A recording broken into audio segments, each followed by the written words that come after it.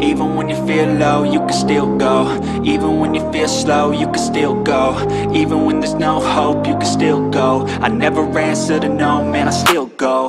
Go, go, go, go, go, go, go, go, go, go, go, go, yo, go, go, go. Hustle hard, hustle every single day. I'll be making moves till I'm buried in my grave. To the system, I don't wanna be a slave. I've been doing shit. Alright, so this video is a Bisaya review of Sak Maestro's Bisaya lines. So during the battle with Saki, so pakinggan natin ang video na to. So we will try to translate the Bisaya lines of Sak Maestro laban kay Saki. Nakapikit. Parang pinaghalong binignit, mansit palabok ng purigit. Pinagas niya ikamuspit. Siyahanay mo sa legit.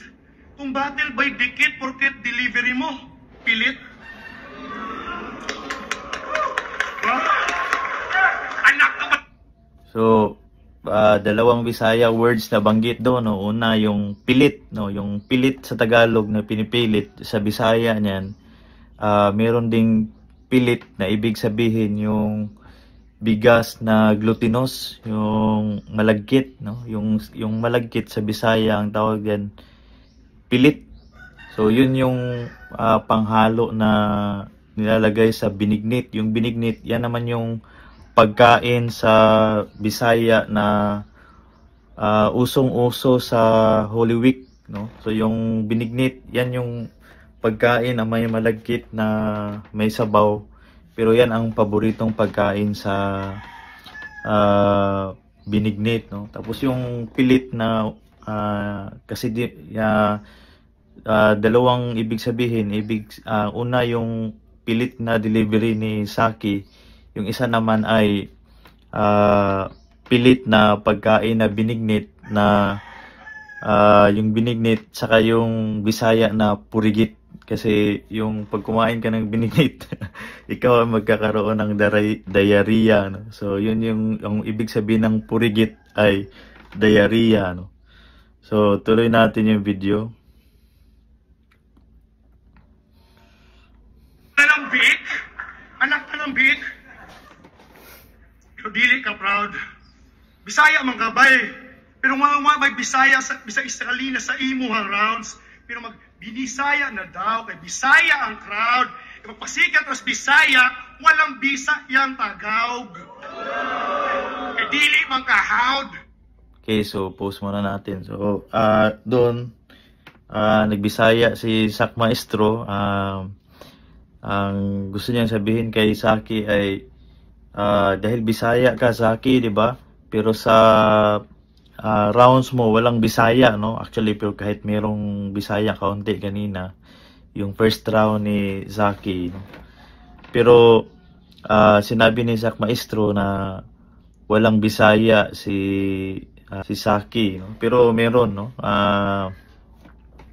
Pero pinapalabas ni Sak Maestro dito na hindi marunong magbisaya si Saki, para yung crowd ay makuha niya, no? Yung makuha niya ang loob ng crowd, no? Dahil si Sak Maestro ay Bisaya din at madalas sa Cebu, no? At sa Cebu ginanap itong event na to, no? Kaya patuloy natin. Hinahamon niya si Saki na magbisaya. Tarawag, ibang palingot. Boss Pibos, anong alam mong Bisaya? Pinagpawisan daw si Saki. Tapos tinanong naman niya si Boss Pibos kung may alam na Bisaya, no? At si Saki ay walang alam na Bisaya, according to Sak Maestro, no? Tuloy natin. Saan pagkasabot para sa kuha kay Pisot? Wala ka pa rin sinabi kay Digyud ka kalitok. So ang ibig sabihin ng pisot, yan yung ang Bisaya ng supot, no? Ang supot sa Bisaya, pisot. So si Sak Maestro daw ay hindi makapagbigkas ng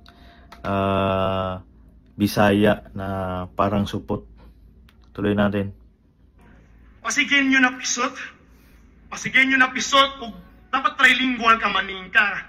Pareha lang Manila, Mista Lepio Karinsita. Pumunta ka dito at minaliit mo itong isla. Oh, so hinahamon si Saki, no? Ang galing nung setup ni Sak Maestro na pinagmukha ni Sak Maestro na Bisaya ka pero hindi mo alam magbisaya, hindi ka marunong. Kagaya ka rin ng ibang mga Cebuanong sikat na artista na binabanggit nila na Bisaya sila pero hindi naman makapagsalita ng Bisaya. So hinahambing ni Sak Maestro si Saki sa katulad ng mga celebrity na hindi marunong magbisaya, no? Tuloy natin. Kasya yung buong Manila sa loob ng Milanilya. So sigawan ng mga tao doon, no? Kasya ang buong Maynila sa Minglanilla, no? Ibig sabihin yan, yung salitang Minglanilla na lugar sa Cebu, pag tiningnan mo yung spelling ng Minglanilla tapos cross out mo yung mga salitang wala sa Manila, lilitaw doon yung salitang Maynila kasi kasya doon yung Maynila sa word na Minglanilla, no? So parang ano na din, analogy na yung gano'ng mang kalaking Maynila nandun pala sa salitang Minglanilla, no? Pasok pa rin sa Minglanilla ang Maynila.